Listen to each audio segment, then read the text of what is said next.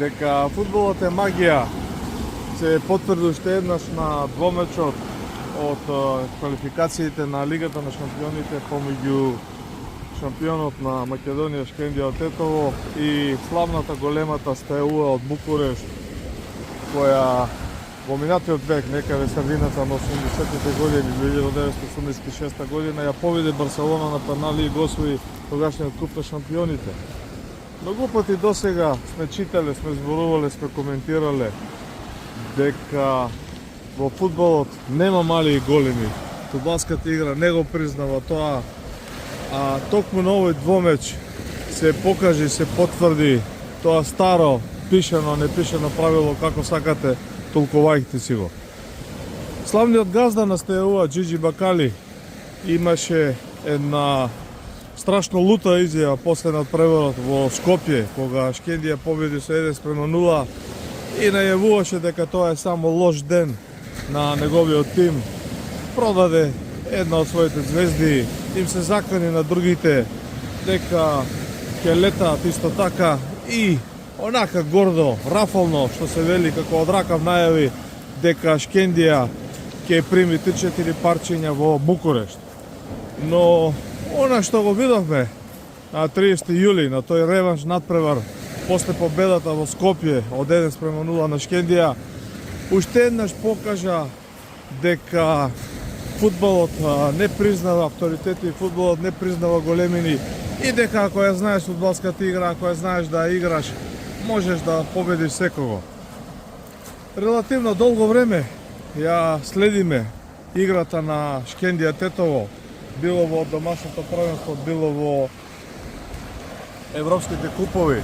Но она што вчера го видовме на ТВ екраните, на овие сателитските програми, кога фудбалерите на Шкендија играа нога до нога, кога имаше мал милион прецизни додавања, кога навистина топката шеташе по теренот и кога нашите фудбалери на моменти држеа фудбалска лекција на славните звезди на Стеуа, делуваше импресивно. Без тронка паника, без некој лажен страв или авторитет, а со полна почит кон противникот, Шкендија покажа дека знае да игра фудбал. Навистина, еве, лично сум импресиониран од оние кратки додавања од нога до нога, кога топката шеташе по зелениот тепих во Букурешт на националната арена, каде што пред 4 години играше и македонската фудбалска репрезентација. Ми се чини против Австрија на тој стадион. Не ги остави равнодушни сите искрени љубители на фудбалската игра. И релевантно е дали фудбалските симпатии одат на страна на, не знам, Вардар Пелистер, Штипска Брегалница или Тиквешка Вадарци, или Шкендија Шкупи, не знам, Струга, Брера и така натаму работнички, да не заборавиме некои, да не пропуштиме или да бидат сите равноправни. Ако се гледа со неутрални очи, ако се гледа она што сакаме да го видиме, што го покажуваат фудбалерите на зелениот терен, навистина, да не речам дека Шкендија ги остави македонските љубители на фудбалот дури и без зборови. Честитки за оваа победа, за оваа елиминација на Стеуа и секако да посакаме и на нашиот Вардар исто така да прикаже вечерва 31 јули во Лозана добра игра и да ја сочува предноста од Скопје од 2:1, што навистина би било еден извореден успех на македонскиот фудбал и лека полека враќање на тој клубски рейтинг на ранг листите на УЕФА, каде што веќе се најавува дека од следната надпреварска сезона 26-27 година Македонија ќе има представник плюс во Лигата на шампионите, во Лига на Европа и во Лига на конференции. Се на се да реализираме прекрасни два надпревара на Шкендија против Стеуа во Скопје и во Букурешт. Елиминирана е големата Стеуа.